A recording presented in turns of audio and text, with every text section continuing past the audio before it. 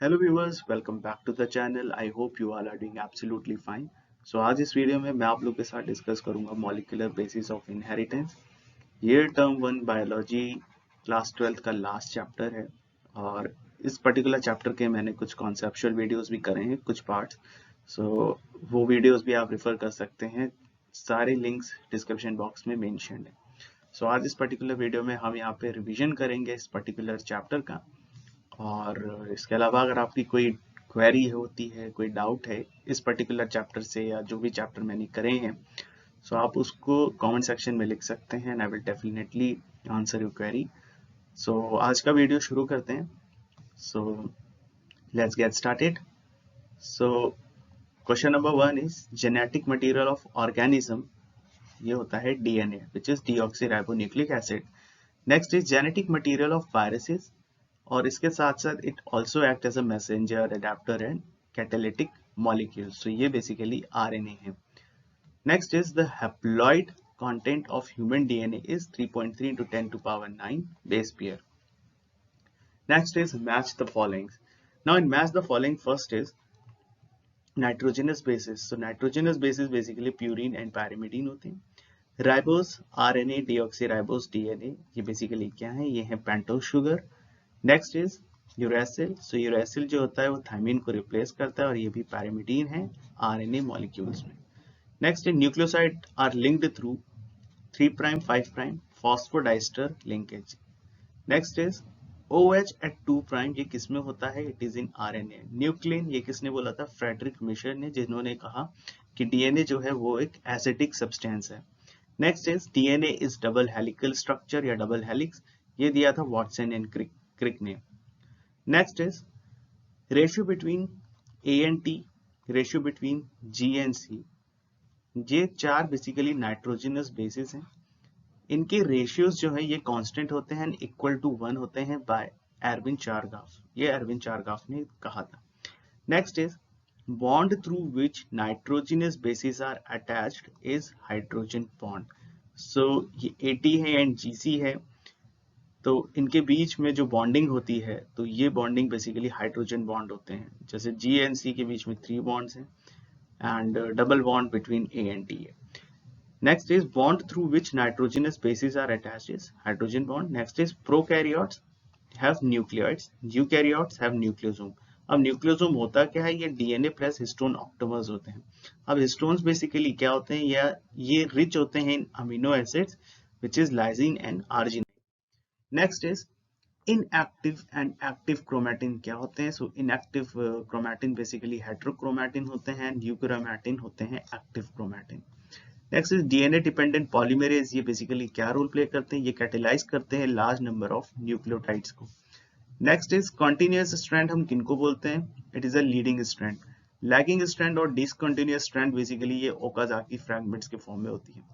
Promoters, promoters क्या होते हैं? ये बेसिकली स्टार्ट साइट्स पे प्रेजेंट होते हैं। स्टार्ट साइट क्या है? किसकी? ट्रांसक्रिप्शन की at 5 prime position.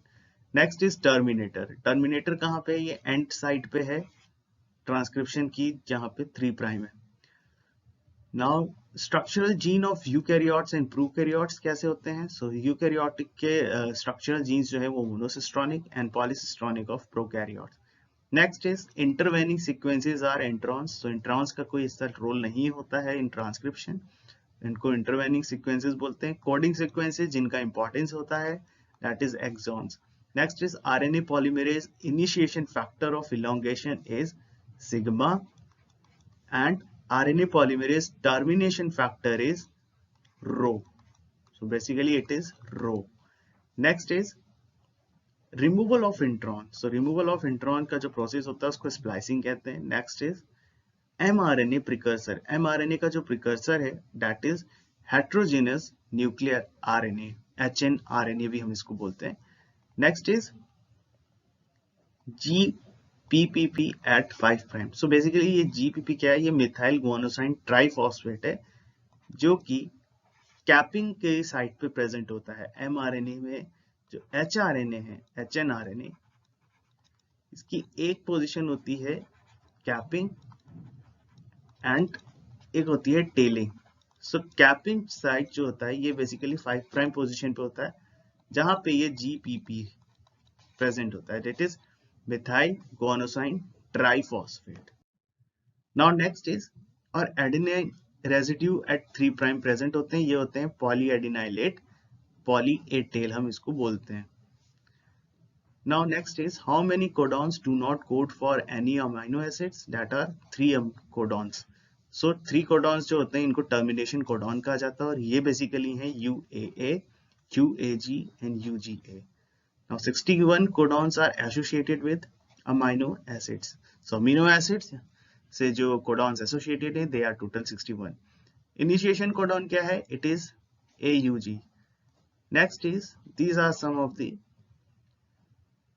abbreviations. So HGP है Human Genome Project, EST is Expressed Sequence Tag, BAC is Bacterial Artificial Chromosome, YAC it is Yeast Artificial Chromosome. Now base pairs in human genome कितने हैं? It is 3164.7 million. Next is, most genes are present in chromosome. So सबसे ज्यादा chromosome jeans किस chromosome में present होते हैं? It is chromosome number 1, which is around 2968 genes जो हैं प्रेजेंट होते हैं chromosome 1. Fewer are present in Y, that is 23. SNPs किससे एसोसिएटेड है? It is associated with single nucleotide polymorphism. VNTR क्या है? It is a variable number of tandem repeats. Variation in genetic material, it is polymorphism या mutation. Now radio labeled VNTR जो है ये किससे associated है? It is associated with southern blot hybridization. अब polarity of leading strand किस direction होती है? 3 prime towards 5 prime, and polarity of lagging strand is 5 prime towards 3 prime. Now Z gene किससे एसोसिएटेड है? It is associated with beta galactosidase. Y gene is associated with permease. A gene is associated with transacetylase. I gene is a repressor. Lactose यहाँ पे क्या होता है? Inducer.